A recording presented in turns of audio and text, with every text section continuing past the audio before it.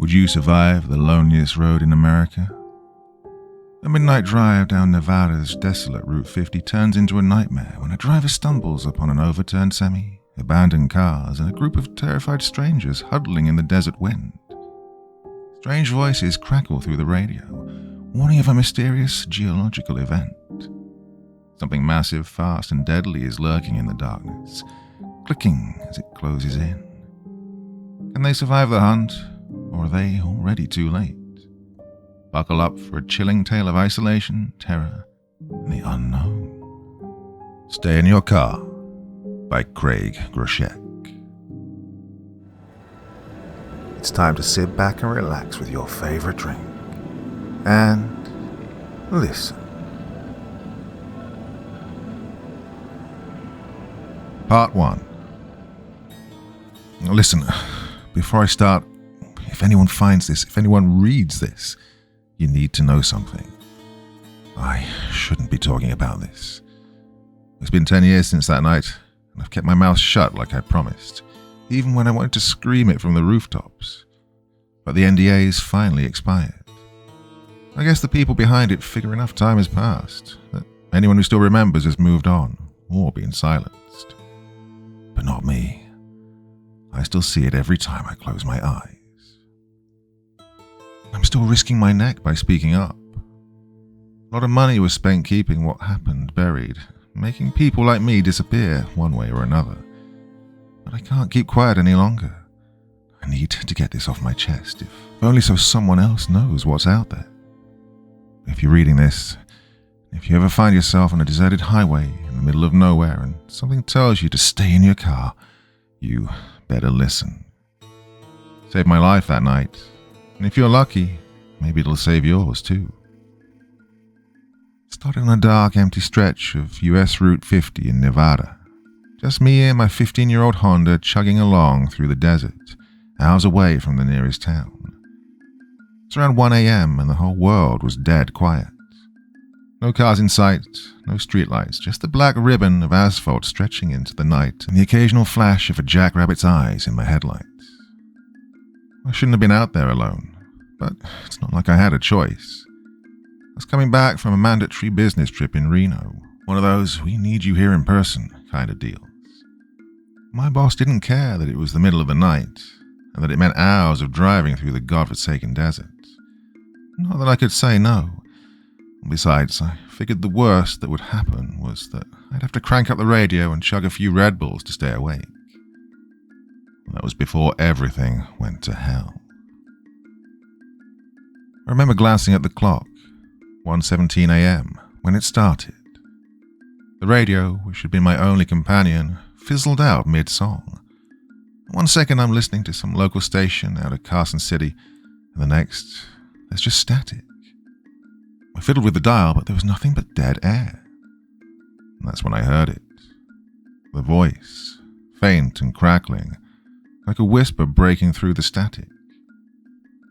Emergency alert. Geological event. Remain in your vehicle.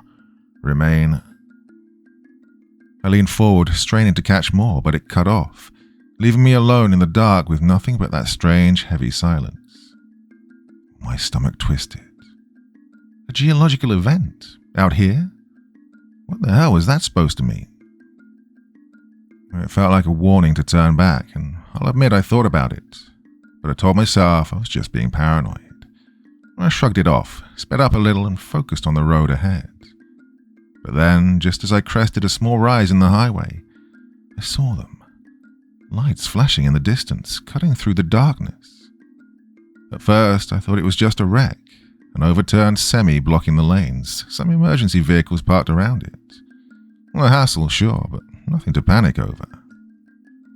But as I got closer, I saw something that made my skin crawl. There weren't any flashing red and blue lights. No cops, no EMTs, just the steady blinking hazard lights of abandoned cars, all stopped in a crooked line around the wreck, like they'd all tried to swerve and just died. My foot eased off the gas. I rolled to a stop a few car lengths back, the hairs on the back of my neck standing on end. The headlights from my car lit up the scene just enough for me to see that the semi was completely overturned, blocking both lanes. But what really caught my attention were the people standing around. A handful of them huddled together in the faint glow of their car interiors. Something was wrong.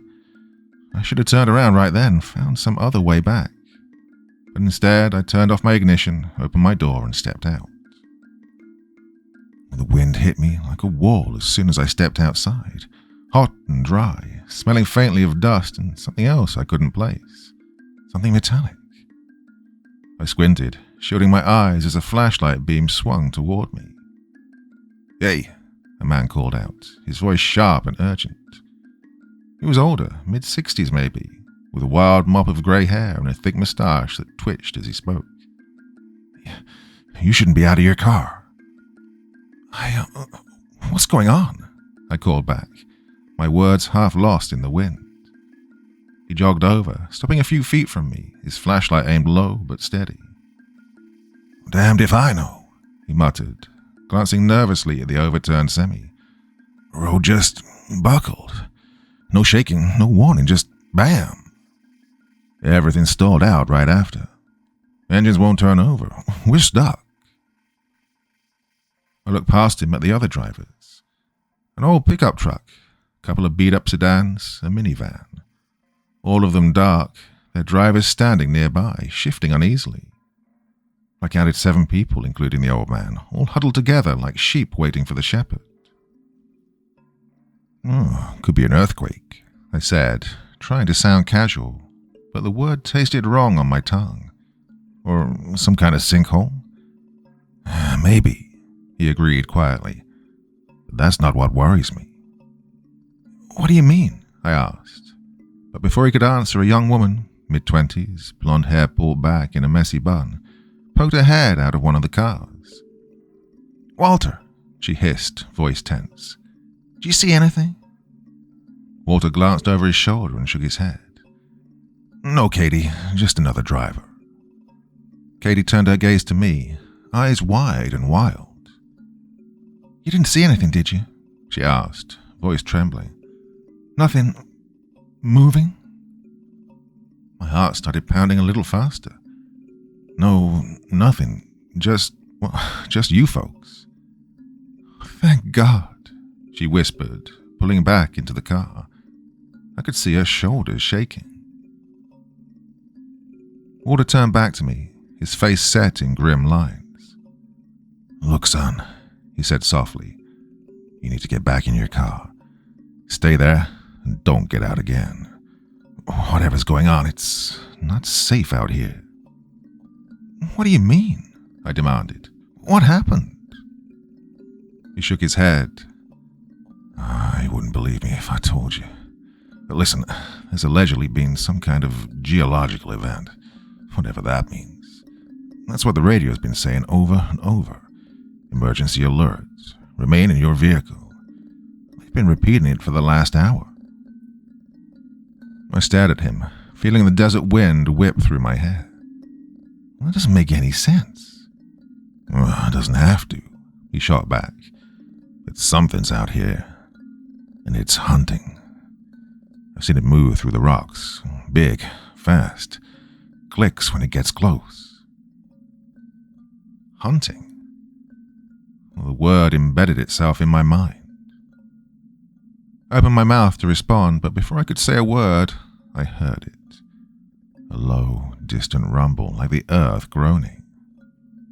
It rolled up through the ground, rattling my bones. Somewhere off in the dark, I swore I heard something else.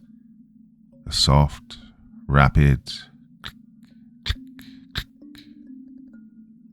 My blood ran cold. Walter's eyes met mine, hard and scared. "Get in your car," he whispered fiercely. "And for God's sake, stay there." I didn't wait to be told again.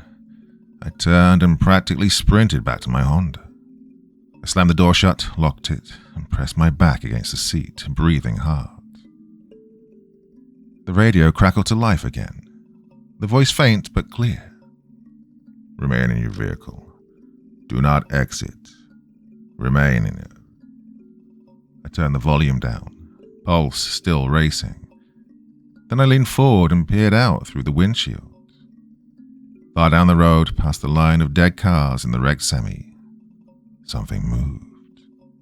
Just a shadow, just for a second. But it was there, and it was watching us. Part 2. First thing I did after getting back in the car was hit the lock button about a dozen times. The little thunk, thunk of the locks kept repeating, but I didn't stop until I was sure, until it felt like that flimsy metal door could keep out whatever was out there. I stayed there for a few minutes, clutching the steering wheel like a lifeline, staring out into the night.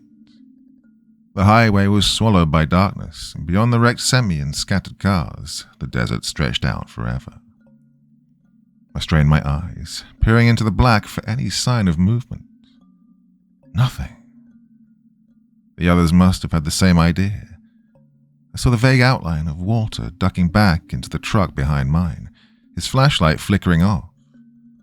One by one, the others slipped into their vehicles.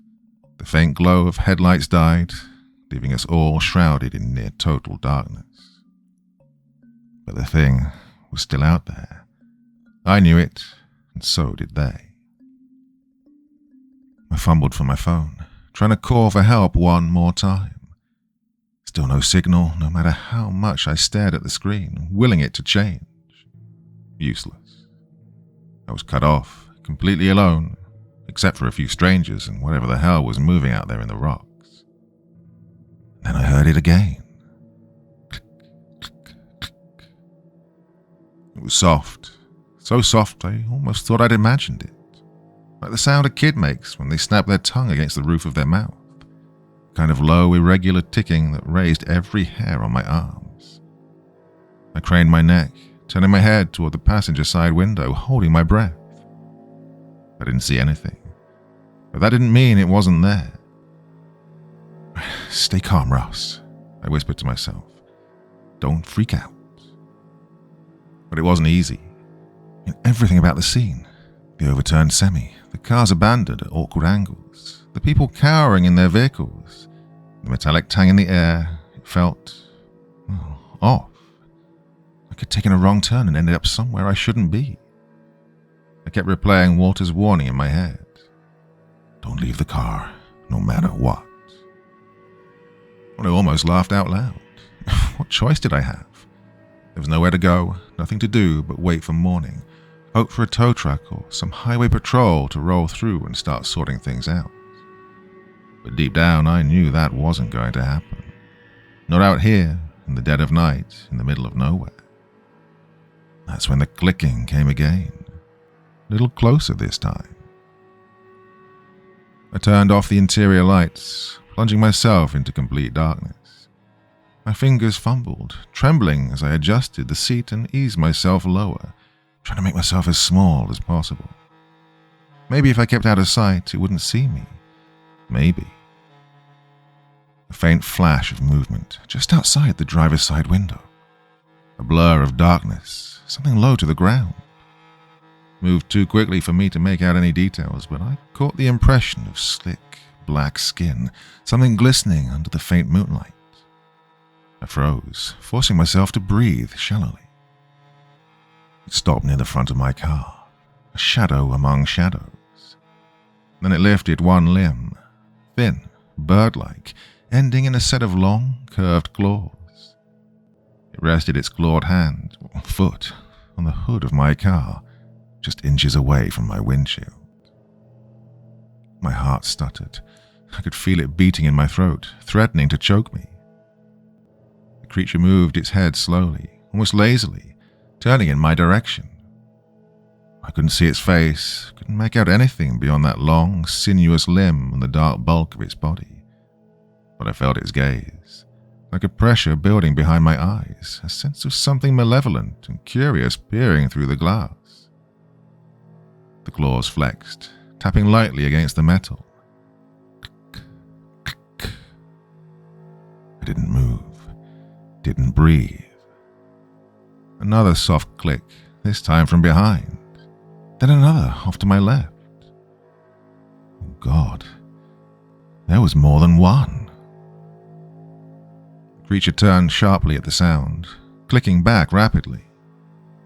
I had no idea what it was saying, if it was communicating, signaling the others, or just taunting me. But whatever it meant, the others responded in kind. Click, click, click. Dozens of soft, eerie clicks echoed through the night, moving in a slow, deliberate rhythm. They came from all sides, too many to count, surrounding the line of cars. I clenched my teeth, trying to fight back the panic rising in my chest. Stay calm, I told myself. Stay quiet. They don't know you're here. But they did. I could feel it in my bones. The same way you can feel a thunderstorm rolling in or a predator's eyes watching you from the tree line. My gaze drifted to the truck behind mine. I could just barely make out Walter's silhouette through the rear window. He was crouched low in the driver's seat, eyes wide and staring. I knew he could see it too. See them. I glanced at the other cars in the row, my fellow travelers huddled in the darkness. Silent. Waiting. A small movement caught my eye. Katie, in the car next to Walter's, slowly lifting a piece of paper to her window. She held it up for a few seconds, just long enough for me to read the words scribbled in thick, frantic strokes. Don't move. Like I needed a reminder. Then, before I could blink, the creature in front of my car lowered itself to all fours and scuttled sideways, disappearing into the dark. I watched it go, my muscles locked up tight, half expecting it to turn and launch itself at me. But it didn't. It was moving away, back toward the rocks. And the clicking sounds were growing softer. My whole body felt numb, like I'd been holding my breath for hours. The thing was leaving. They all were.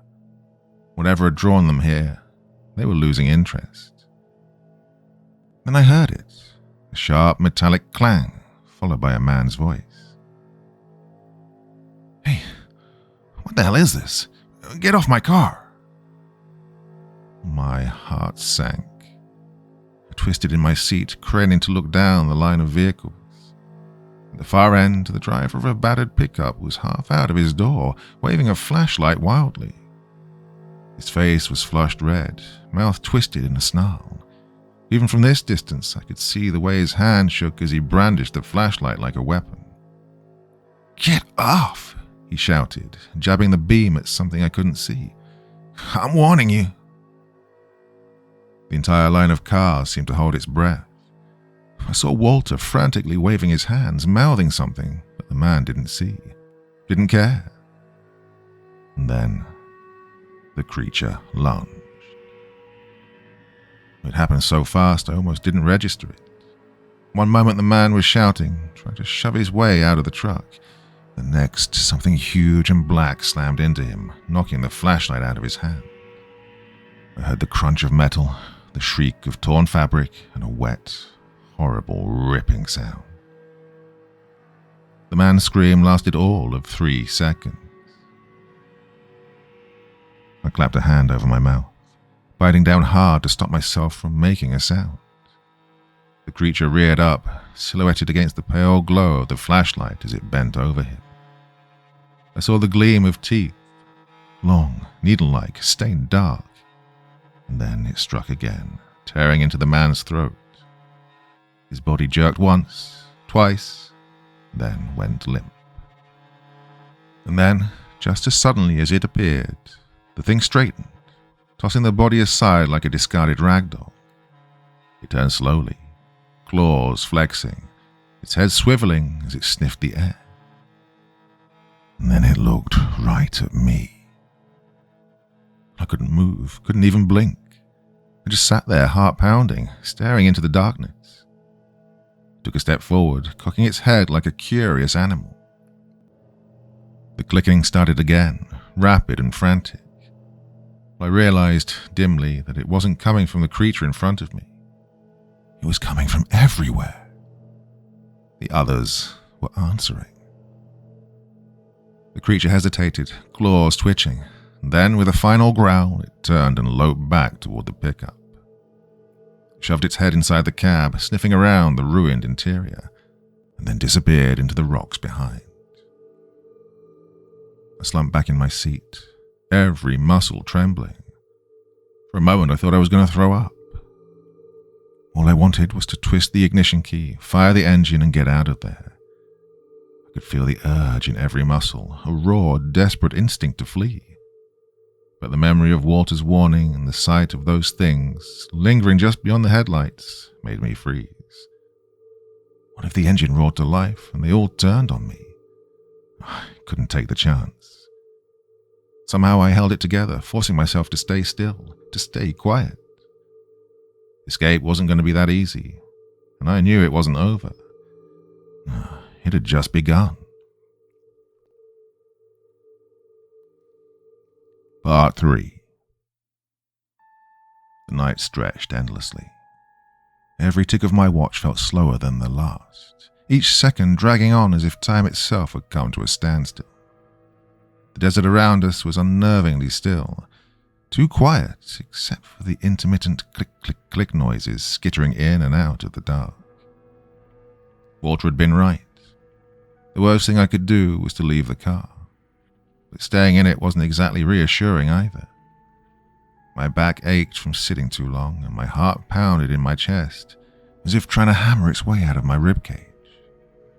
I kept expecting the thing, one of them, or all of them, to return at any moment and tear the door right off the hinges. Katie's note kept flashing through my head. Don't move.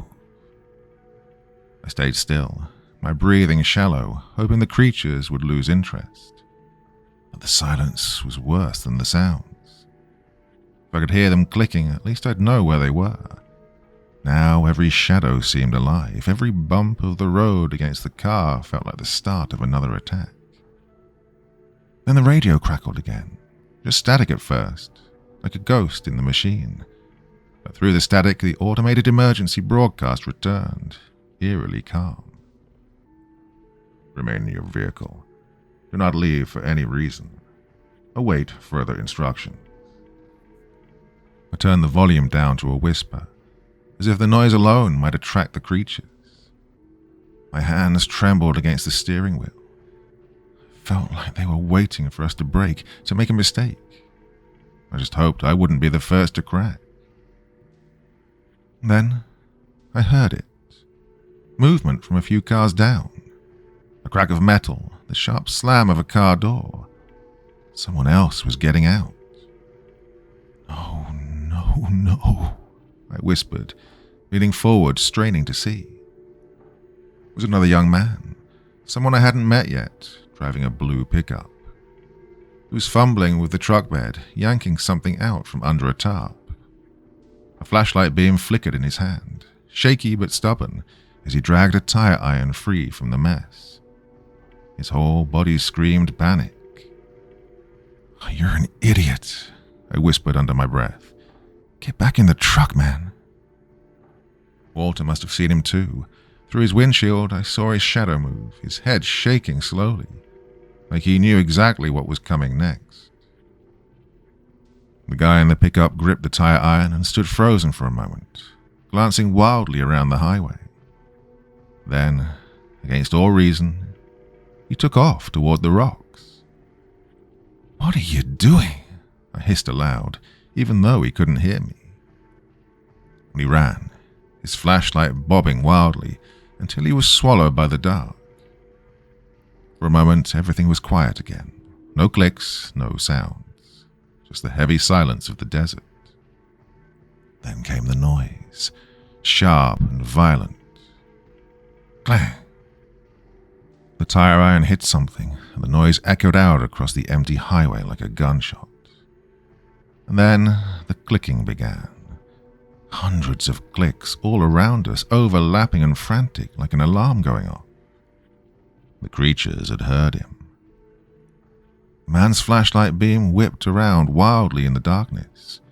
He screamed, and then something heavy slammed into him.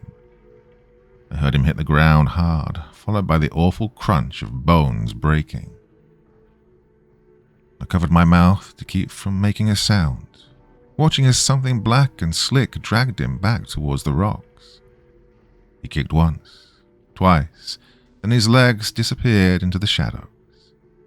The flashlight flickered one last time before going out completely. Just like that, the creatures were back among us. I slunk lower into my seat, every muscle tensing. Outside my car, I could hear the light scuffle of claws against metal, the faint tap of glass being tested. One of them crawled over the roof of the car next to me, making the frame groan under its weight. Stay still. Stay quiet. A woman 2 cars down started sobbing softly. A mother with a toddler. I could hear her whispering frantically, trying to soothe the child, but the sound only seemed to stir the creatures more. One of them crawled toward her vehicle, slow and deliberate, testing the windows with a series of curious taps. The taps turned to loud, deliberate knocks. Then the thing let out a burst of rapid clicks, and another one answered from the darkness. The toddler whimpered, and the mother's soft shushing turned into a panicked whisper. Please, please don't. Glass shattered. I turned away, clenching my fists as I heard a high-pitched scream, a short, piercing wail that was cut off as quickly as it started. Something thudded against the pavement. I didn't need to look to know what it was. Panic swelled in my chest. I wanted to help her. I wanted to do something. But Walter's warning echoed in my head. Stay in your car. Don't leave, no matter what. The creatures moved quickly, slipping between the cars like shadows. One of them leaped onto Walter's truck, claws scraping as it searched for a way inside. I could just barely make out his face through the windshield. Calm, composed, but pale as death. He gave me a slow nod, a silent reminder. We just had to survive. That was all. The minutes stretched into hours. The clicking noises would come and go, like tides ebbing and flowing through the night. Sometimes I could hear the faint crunch of gravel as the creatures moved away, only to circle back moments later. Katie stayed put in the car next to Walter's, her silhouette slumped low in the seat. She'd been smart, quiet, still, but I could see the fear in the way she gripped the steering wheel, white-knuckled and unmoving. Somewhere further down the line, another man was muttering under his breath. His voice was low and rhythmic, like a chant or a prayer. Don't know if it was helping him, but it was started to get on my nerves. Then came another noise, the slow, deliberate groan of a door opening. I snapped my head toward the sound. Someone else was making a run for it. It was Katie. She eased her door open just enough to slip out, then hunched low and started crawling along the ground, trying to stay hidden. I wanted to shout at her to stop, to get back inside, but I didn't dare make a sound. She was heading for the overturned semi, where the creatures had first emerged. Walter saw her too. He pressed his forehead against the window, eyes wide with disbelief. "What are you doing, Katie?" I whispered hoarsely. The creatures must have heard her too. The clicking started again, soft at first, then faster, louder. Katie froze for a moment, weighing her options. Then she bolted toward the truck, her footsteps light but urgent. The clicking turned frantic. They were coming. Katie made it to the truck, diving under the wreckage just as one of the creatures lunged after her. It missed her by inches, slamming into the side of the semi with enough force to make the whole frame shudder. For a moment, the creature thrashed wildly, clawing at the metal, its body writhing like a snake. And then, with a final frustrated click, it scuttled away, disappearing into the night. Katie stayed hidden under the truck, breathing hard. Walter let out a breath. I did too. but we knew it wasn't over, not yet. The creatures were still out there, circling, waiting for the next move. It was only a matter of time before one of us slipped. I glanced down at the gas gauge on my dashboard, a part of me desperate to turn the key, gun it, and leave everyone else behind. But with the car off, I couldn't tell how much fuel I had left, or if it would even start again. And the creatures were closer now, so close that I could hear every click, every shift of their weight as they moved from car to car. The memory of the other victims flashed in my mind, and fear washed over me. I couldn't risk even the smallest sound, not when I knew what the engine rumble might do. If we didn't find a way out soon, I wasn't sure any of us would make it. I swallowed hard. The clicking was getting closer. Much closer. Part 4. The night had taken on a surreal quality, every second dragging like hours, every breath too loud in the claustrophobic space of my car. I kept my movements small and quiet, trying to stay invisible. The creatures were still out there. I could hear them clicking softly, scraping against the cars like they were testing the strength of the metal. Walter stayed inside his truck, stoic but tense.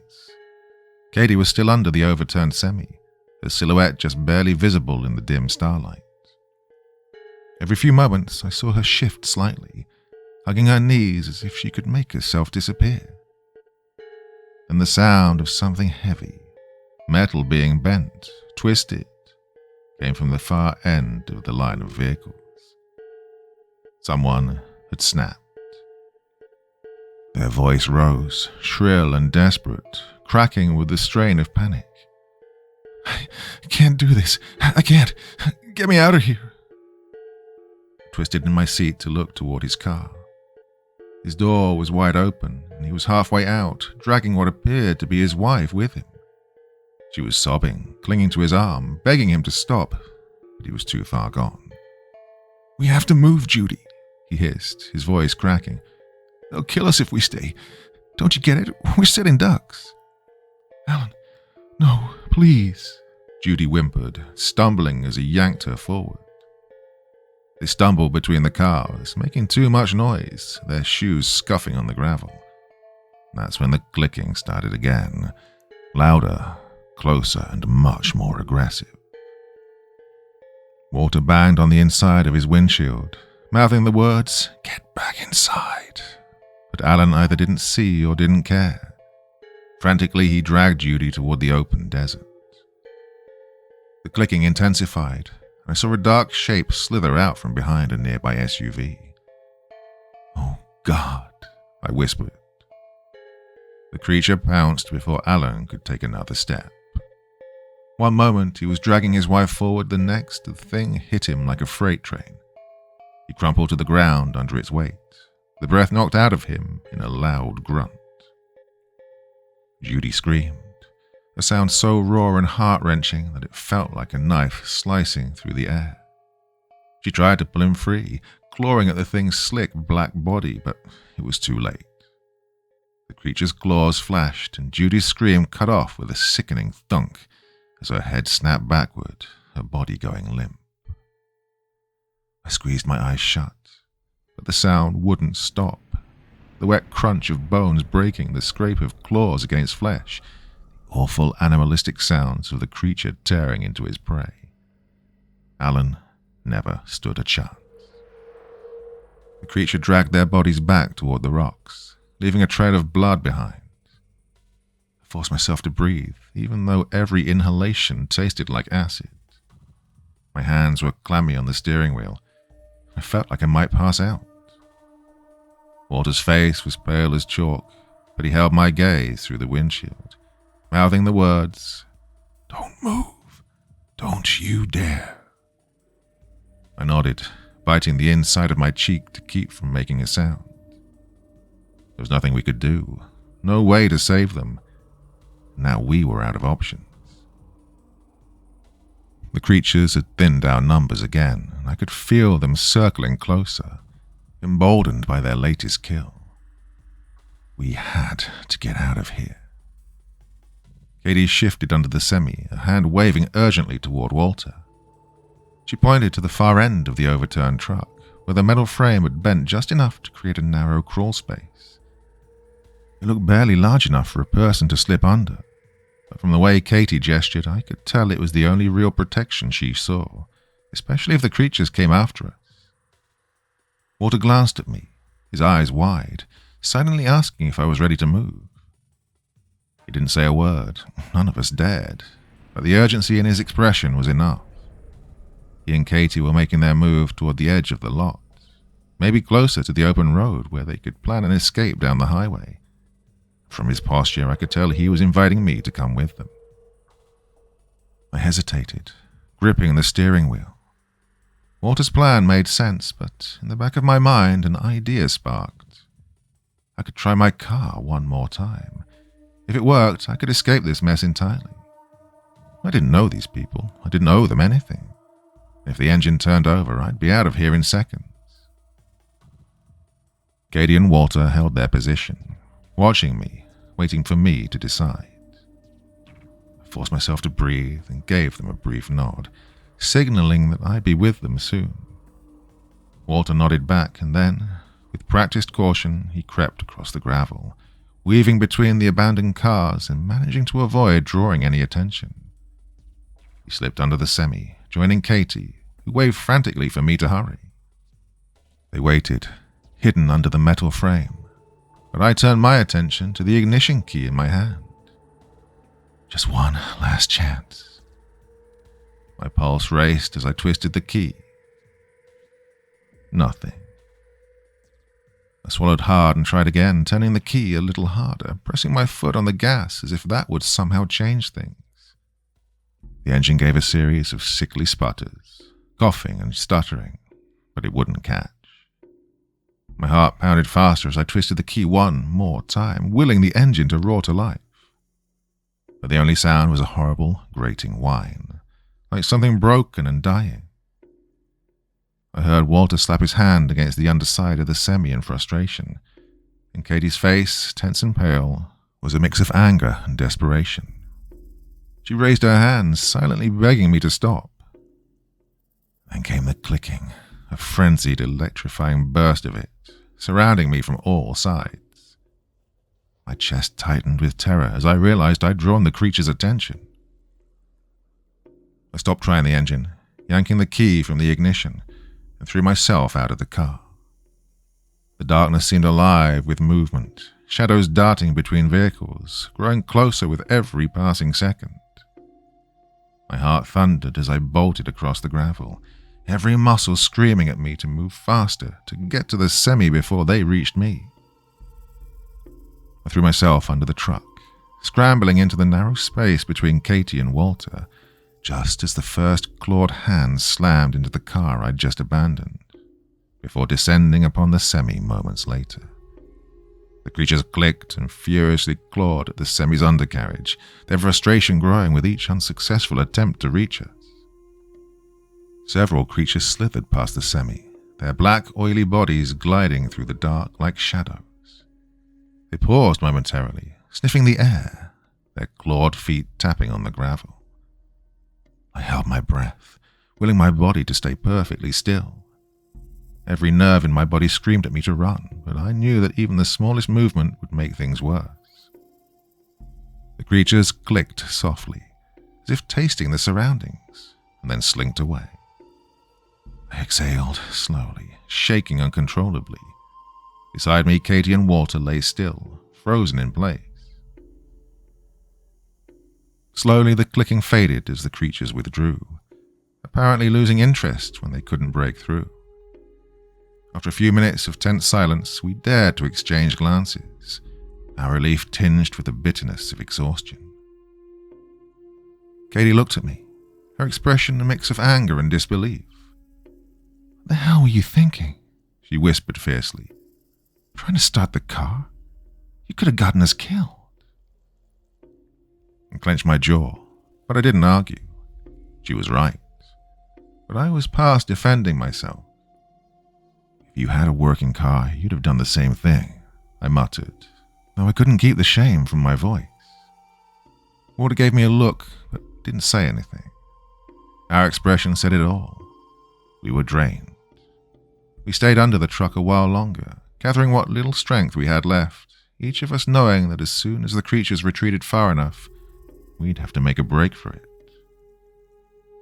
When the time came, Walter shifted beside me, his face a mask of grim determination. "We move on 3, he whispered, so quietly I almost didn't hear him. 1, 2...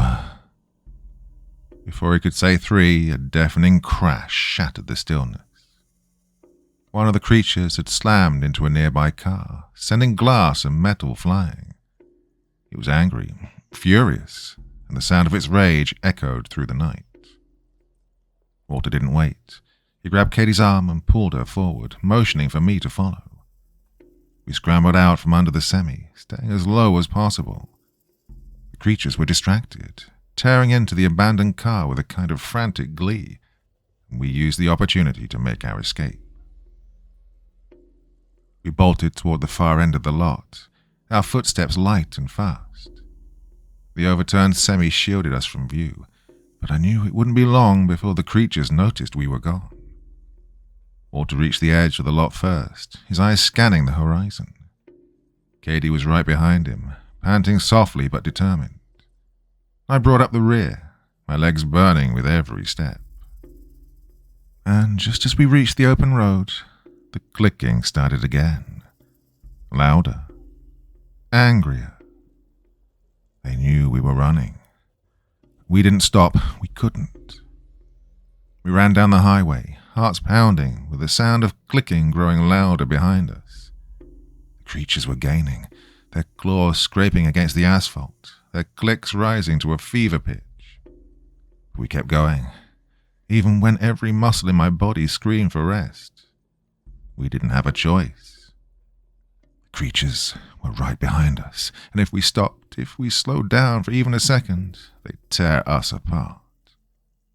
There was no way of knowing if salvation lay ahead or if we were running straight into the jaws of the unknown. All I knew was that we had to keep moving and pray we made it through the night. Part 5. We ran until my lungs burned, the highway stretching endlessly ahead of us, and the sharp clicking of claws echoing behind us. The creatures were closing in, faster than I'd imagined anything that size could move. Their clicks formed a chaotic chorus, each sound sharp and distinct, like they were speaking to each other. Walter was the first to spot the maintenance tunnel, a narrow rusted grate set into the shoulder of the road, barely visible in the moonlight. "There!" he shouted, waving us toward it. Katie reached it first, yanking at the grate with trembling hands. It didn't budge. It stuck. Walter caught up, shoving her aside gently but firmly. "Move.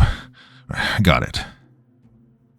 He wedged the edge of the tire iron into the seam and pried with all his strength. The grate gave way with a metallic screech, the noise far too loud in the still night. The creatures heard it. I risked a glance behind us. A pair of glistening black shapes scuttled across the asphalt, low to the ground but terrifyingly fast. One of them leaped onto a car hood with the grace of a predator, claws digging into the metal like it was butter. Its head twitched toward us, teeth gleaming. Walter looked back at me and shouted, "Inside, now." Katie scrambled into the tunnel first, wriggling through the tight space, the metal scraping against her jacket. Walter threw the grate aside and followed right behind her, his broad shoulders barely fitting through the opening. I hesitated, gripping the tire iron in my hand, hard hammering in my chest. The first creature hit the ground just feet away from me, its claws clicking madly as it skittered forward. There was no time left. I dove headfirst into the tunnel, my body scraping against the rusted edges. Walter grabbed my arm and yanked me deeper inside, slamming the grate shut behind us. just as the creature plowed into the edge of the grate. It shrieked, an ear-piercing, angry sound, slammed its weight against the tunnel entrance, shaking the entire structure. "Go," Walter hissed, shoving me forward. "Crawl, damn it." The tunnel was pitch black. The only sounds, our ragged breathing and the scrape of our clothes against the metal walls. Behind us, the creatures clawed and thumped at the entrance, their clicking now rapid and furious. I didn't look back. I couldn't. The tunnel stretched longer than I'd expected, sloping downward into the earth, the air growing cooler and thicker with every step. My hands felt slick with sweat and blood from earlier cuts, but I kept moving, pushing forward on trembling arms and legs. Behind me, Walter grunted in pain. "Go on," he whispered through clenched teeth. "I'll slow him down." I glanced back. "What the hell are you talking about?" "I'm not making it," he said, grim but steady. "They're too close. You and Katie, keep going." "No!" Katie's voice came from somewhere ahead, high-pitched and desperate. "You're coming too. We're not leaving you."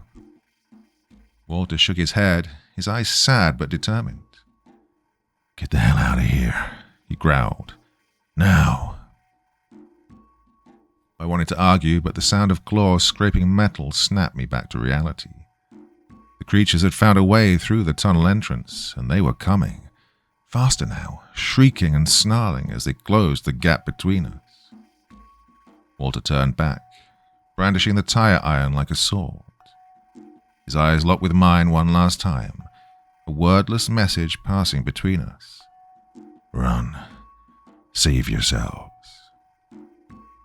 I swallowed hard, nodded and crawled forward, ignoring my burning limbs and the ache in my chest. Katie was waiting for me a few feet ahead, tears streaming down her dirt-streaked face, her body trembling with fear and exhaustion. "We have to go," I whispered, more to myself than to her. "We have to keep going." We crawled deeper into the tunnel, leaving Walter behind. His grunts and the metallic clang of the tire iron echoed behind us. Then came the terrible, wet crunch of something heavy landing. Walter let out a strangled cry and then nothing. Just silence. Katie sobbed quietly, but we didn't stop. The tunnel opened abruptly into a narrow drainage ditch on the other side of the highway. We tumbled out into the open air, gasping for breath, the cold night wind biting at our skin. For a brief, glorious moment, we felt free. Then the clicking started again, this time from both ends of the tunnel. "They're coming," Katie cried, scrambling to her feet. I grabbed her arm and pulled her forward, adrenaline numbing the pain in my legs. There, just down the road, a flicker of red and blue lights. Emergency vehicles. "They found us," I gasped, half dragging Katie toward the flashing lights. We stumbled toward the line of vehicles, waving our arms wildly. Katie shouted for help, her voice cracking, but I could barely hear her over the sound of my own heartbeat thudding in my ears. The emergency responders, police officers, EMTs, and men in hazmat suits rushed towards us. I felt a strange mix of relief and terror, knowing the creatures were still behind us, knowing that we'd made it only by seconds. "Get down," one of the officers shouted, raising his weapon. I dropped to the ground, pulling Katie with me, as a burst of gunfire echoed through the night. I heard the creatures shriek in fury, their bodies hitting the ground with heavy thuds. The clicking stopped, replaced by an eerie silence. It was over, or so I thought. The men in hazmat suits descended on us, pulling us roughly to our feet. One of them shoved a clipboard into my hands, his voice cold and detached. "Sign this." "What?" I stammered, my mind still reeling from the night's events. "What is this?" "Non-disclosure agreement," the man said flatly. Sign it, or you'll be detained. Katie clutched my arm, her eyes wide with disbelief. You gotta be kidding me. After everything we... Sign, the man repeated, his voice sharp and final. Now. I looked down at the clipboard, the words swimming in my vision. My hand shook as I scrawled my name across the bottom. Katie followed suit, her expression blank, like she was in shock. The moment we finished, the men pulled us aside and handed us identical envelopes. Compensation, one of them muttered, for your trouble. I stared at the envelope, disgust churning in my gut. They were covering it up. The creatures, the deaths, everything. And we were just loose ends, tied up with hush money. As we were escorted to the waiting ambulances, I glanced back at the highway. The creatures' bodies were already being loaded into unmarked vans, their strange black forms hidden beneath thick tarps. No one would ever know what really happened that night. No one except us. Part 6. The ambulance was cold and smelled faintly of bleach. Katie sat beside me, silent and staring into nothing. Her hands clenched so tightly in her lap that her knuckles had turned white. The hazmat-suited men talked quietly outside the ambulance, exchanging clipped sentences like we were just another routine cleanup. A blanket was thrown over my shoulders, and one of the EMTs gave me a bottle of water. But the kindness was hollow, mechanical. No one asked what we'd seen. No one asked if we were okay. They didn't need to because they already knew. They were part of it. I glanced down at the envelope in my hand. It felt heavy, though I knew it only held a check and a stern reminder that talking would come with consequences. Thought about Walter, his grim smile, the way he'd swung that tire iron knowing he wouldn't make it. They'd probably write him off as one of the casualties, along with Alan, Judy, and the others. Katie's voice finally broke the silence. How can they just cover this up? I shook my head, not trusting myself to answer, because I knew exactly how they'd do it. A couple of staged accidents, maybe a gas leak or an animal attack in the official report. They'd sprinkle the deaths over a few days, burying them in statistics so no one would see the pattern. Anyone who knew the truth would be long gone, or silent. Just like us. They dropped us off at the edge of a small town I didn't recognize, some lonely outpost along the highway. No explanations, no offers to help, just a quiet reminder to keep our mouths shut as they disappeared back into the desert, taking the bodies and the wreckage with them. The moment they were gone, Katie broke down, sobbing into her hands. I wanted to say something, anything, to make it better. But what was there to say? We were alive. That was supposed to mean something, but all I felt was emptiness. Katie eventually stood, wiping her face with the back of her hand. What now? She whispered. I looked out toward the empty highway, the sky still dark, with only a faint hint of dawn on the horizon. We go home, I said, though the word felt foreign. The days that followed blurred together. I managed to get back to my apartment, my girlfriend Claire and my job, but none of it felt real. Claire asked me how the trip had gone, why I hadn't called, what had happened to my car. I gave her the official explanation, that there was no cell coverage in the desert and that there had been a delay, something about a roadblock on the way back. Along the way, I told her my ancient Honda had finally given up the ghost. Oh, she bought it. I think she was just relieved I was home. The next day we went out and got me a new car, and life went on. Everything started falling back into place. But I wasn't really there. Not all of me. Part of me was still stuck in that tunnel, hearing Walter's last shout, feeling the scrape of claws on metal, and waiting for the next click. Every time I closed my eyes, I was back on that highway, trapped, with the creatures crawling all over the vehicles. I kept the envelope in a drawer, unopened, I didn't want to know how much my silence was worth. It was a few weeks later when I found myself back on Route 50. Don't know why I went. Maybe I needed closure. Maybe I just needed to see it for myself to prove that the road wasn't haunted. That it was just a place, just asphalt and dust. The highway looked exactly the same as it had that night. Empty, endless, surrounded by the vast, silent desert. No sign of the overturned semi, no trace of the vehicles or the blood that had soaked into the gravel.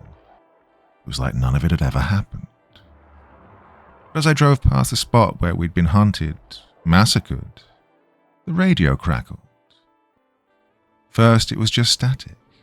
I almost laughed, thinking it was just a bad signal. But then, through the static, I could have sworn I heard a familiar voice whisper, "Remain in your vehicle. Await further instructions." I froze, gripping the wheel so tight my knuckles went white. The message repeated once, twice, and the static swallowed it whole, leaving only silence. I drove faster after that, not daring to look in the rearview mirror. But even now, long after I've left that highway behind, I can't shake the feeling that I wasn't alone out there. That somewhere in the dark, those creatures are still waiting, watching, ready to hunt again. So, if you ever find yourself out there on Route 50, and your car stalls or the radio tells you to stay inside, listen. Or better yet, turn around and get out of there, fast. Because if you don't, you might not make it home.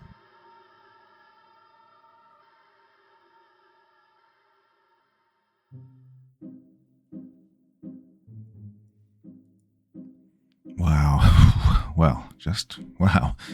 That one was intense. Come on, who else is rethinking their next road trip right now? Well, if there's one thing we've learned tonight, it's this.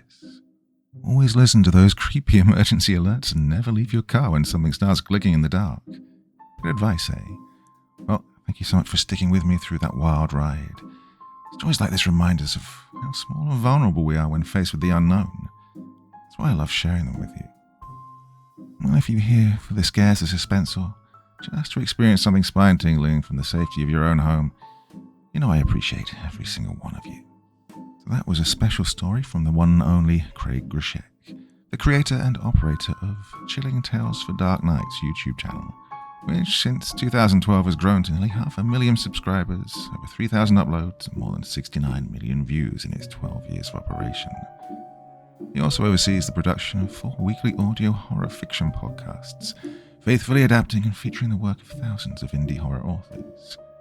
A published author himself, dozens of his short stories have been adapted to audio for Chilling Tales for Dark Nights and other platforms such as this. And I've recently started working with him on a closer basis, so pop over there now and you'll see some of my stories featured. So, anyway, if you enjoyed this tale, hit that like button. It does really help the channel, you know. Well, if you're new here, don't forget to subscribe for more of this kind of stuff several times a week. I've got some truly terrifying tales lined up that you won't want to miss. And of course, let me know in the comments. What would you have done in this situation? Would you have stayed in the car? Do you think you would have risked stepping out to investigate? Well, that's enough for me from tonight. Stay safe out there, keep your headlights on, and remember, sometimes the things we can't see are the most dangerous of all. Sweet dreams, everyone.